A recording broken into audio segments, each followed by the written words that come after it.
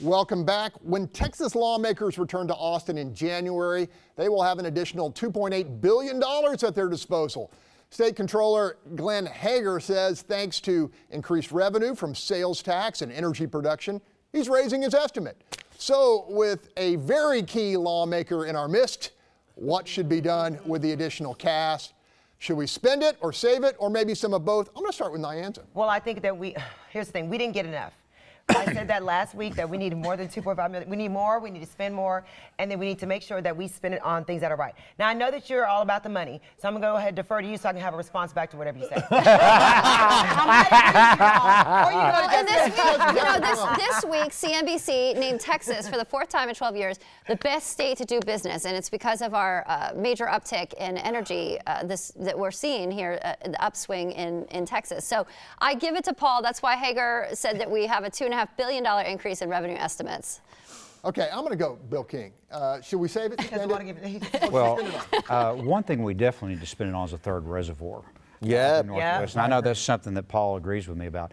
The other thing I want to point out is that when the revenues up, they also go up for the local entities. So the city of Houston is up almost $30 million in sales tax over what they projected, but it hasn't stopped them from charging us for parking in Memorial Park and for ambulance fees. So maybe we ought to take some of that money and cut out all the nickel and dime. Real quickly, Tony, because I'm going over here next. Even Hagar said, though, that we got to be careful with these tariffs or else we won't be making all this money. And we're not going to send this money to pay for no stupid wall.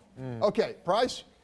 Well, let's bring the Texas money where it needs to be spent. I agree completely on doing the third reservoir. We've got to stop the flooding that costs us billions of dollars in repairs. Let's invest some money in infrastructure that would, guess what? You build another reservoir, you've got another lake, you've got all the additional tax revenue that's going to be created by that. It's a win-win for everybody. No one more influential on the Senate Finance Committee. Paul, what's your read? Okay, the read is we've got about $110 million to spend, which is up by over $2 billion. However, we're already in the hole about $5 to $6 billion from the last session.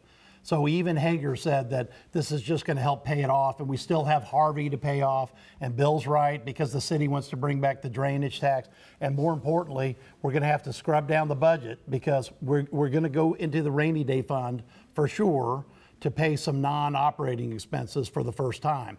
But this is all good because the economy is roaring again. And by the way, the new state bird of the state of Texas is the construction crane, because whatever town I go into, you are so right. It is there, and we're booming, and we should be happy about it. Okay, let's stay happy. Up next, a secretive center for juvenile immigrants in Harris County admits multiple escapes and neighbors are angry.